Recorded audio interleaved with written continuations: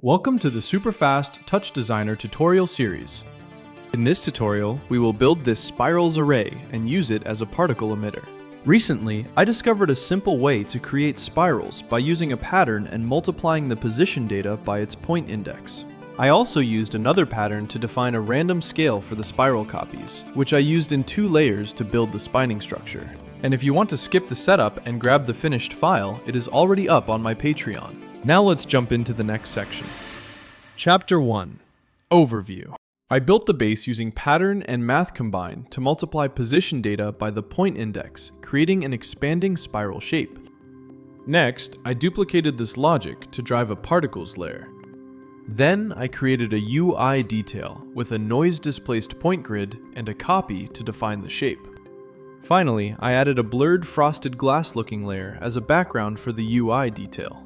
The process to build this structure is actually very straightforward and simple. And by the way, if you want to find beginner courses or get feedback on your project files, you can join over 400 students in my school community linked below. Alright, let's start building the network. Chapter 2. Network. Okay, now start by creating a pattern pop. Set the number of points to 500. Change the type to sine, cosine, and ramp. Finally, adjust the number of cycles to 5 in X and Y. Connect this to the first input of a math combined pop. Now change the operation to multiply A and B. Set scope A to point I. Now for scope B, choose P, and set the result scope to P as well. We set scope A to underscore point I to uniquely multiply our position data by the corresponding point index, essentially creating an expanding spiral shape as the points track outward. Connect the output of this math combined pop to a math pop. Here, set the input attribute scope to p.z and set the multiply parameter to 0. Wire this directly into a transform pop. Continue by changing the rotate x value to 90. And for y, let's use abstime.seconds multiplied by 30. Set the uniform scale down to 0.001. Connect this into the first input of a new copy pop. Now create a line pop. Set the divisions to 9 and adjust the 0.1 position in Y to 1.25 and 0 in X to get a straight line. Connect it to a new pattern pop. On this pattern pop, change the type to triangle. Change the output attribute scope to point scale. And now plug this into the second input of the copy pop. Just a quick pause right here. If you find this network interesting, but maybe do not want to build it all from scratch, you can just grab the finished project file on my Patreon. There are over 7,000 subscribers there who get access to all my project files, custom TouchDesigner plugins, and some free VJ packs. If you prefer to just jump straight in and experiment, the link for that is also in the description. Alright, back to the copy pop. Activate the template scale parameter. Connect it to the first input of a merge pop. Now add a select pop to grab the line we created before. Connect it to the second input of the merge pop. Perfect, this is the main spirals array. Let's use a select top to send this to the render section. Wire this into a geometry comp. Now for the second section. Let's duplicate the main spiral logic. Now drop a copy pop and wire this transform into the second input. Create a new line pop.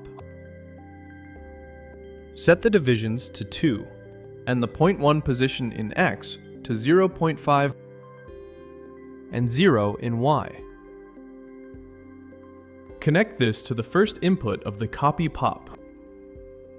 Now on the copy pop you just wired, turn on Template Rotate to Vector.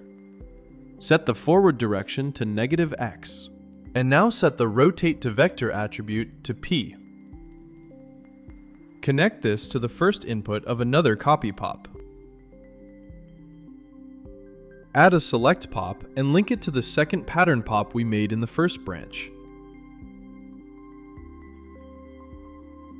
And wire it to the second input of this new copy pop. We need to enable template scale here. Duplicate the select and the geo and replace the input.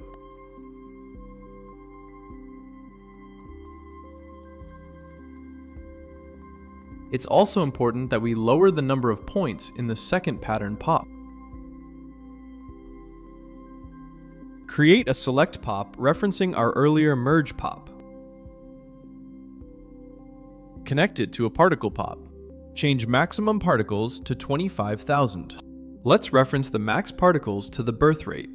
Now set life expect, life variance, and random seed to 1. Change the initial velocity in y to 0.25, and also give it an initial drag of 0.5. Now create a keyboard in Chop to link it to the initialize and start parameters. Now to finish this part, add a null top and name it end. Then drop this null into the feedback parameter of the particles. This will guarantee we are constantly generating the maximum amount of particles possible, giving us a dense, continuous flow without gaps. Now make a quick copy of the select and the geo, and once more change the input to the particles. Create a PBR material and add it to all the geometry comps. By the way, if you are enjoying this pacing and want to learn more techniques, you are always welcome to join my school community. We have over 400 students learning together right now. It is an amazing place to find beginner courses, get feedback on your project files, and network with other creators. If that sounds helpful to you, I will leave the link down in the description. Perfect. Let's add one more detail. Create a grid pop. Set connectivity to point primitives.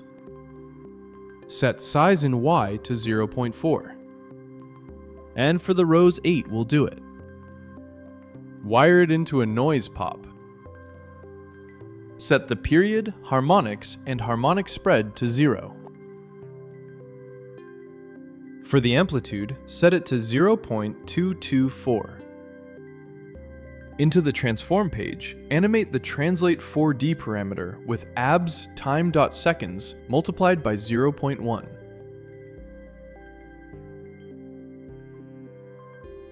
In Combine Entity, choose Curl 3D. And then set Combine Attribute Scope to P.x. Wire this noise pop to the second input of a new copy pop. For the shape, we need a rectangle. Set the size in Y0.36. Also set uniform scale to 0.08. And now send it into the first input of the copy pop. Add a normalized pop. Change the mode in Z to 0. Change the bias X to 0.3. And finally, set the map to high in Y to 0.2. Connect this to a transform pop. Adjust translate X to -1.441. In Y, set it to -2.686. For the scale X, set it to 0.8. And now 0.87 in Y. Finally, give it a uniform scale of 2. Bring this into a render simple top. And change the constant color to white. And into the common settings, set the resolution to 720 by 1280. The camera, lighting, and render settings are the same as my previous tutorials. It's quite simple. Now for some post-processing. Insert a blur top. Set pre-shrink to 2. filter size to 12, and filter scale to 2 on both fields. Connect this blur into a composite top. Create a rectangle top. Make the size 0.87 and 0.38. Center Y value to -0.3. And finally set the resolution to 720 by 1280. Connect this to the second input of the composite top. Insert another composite top. Make a copy of the rectangle top and make some small changes. Set fill alpha to 0. Change the border color to green. Border width to 0.002. And corner radius to 24. Now add it to the composite top. Change the operation to add. And insert a level top to change the brightness. Set it to 1.55. Connect the level top to the first input of another composite top. Add a select top and grab the render 1 top. Add a bloom top. Change the pre-black level to 0.075 and bloom fill to 0.509. Wire this to the second input of the composite top, and for this composite set the operation to over. Now insert one final composite. Drop a final select top and target the render simple top.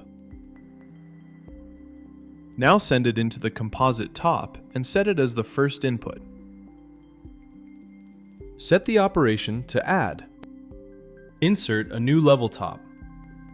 And for this one, set the black level to 0.05 just to give it a bit more contrast. Alright, the network is done and ready. I hope you've successfully completed this tutorial. If you enjoyed this video, don't forget to subscribe to the channel and smash the like button. If you have any questions, feel free to ask in the comments.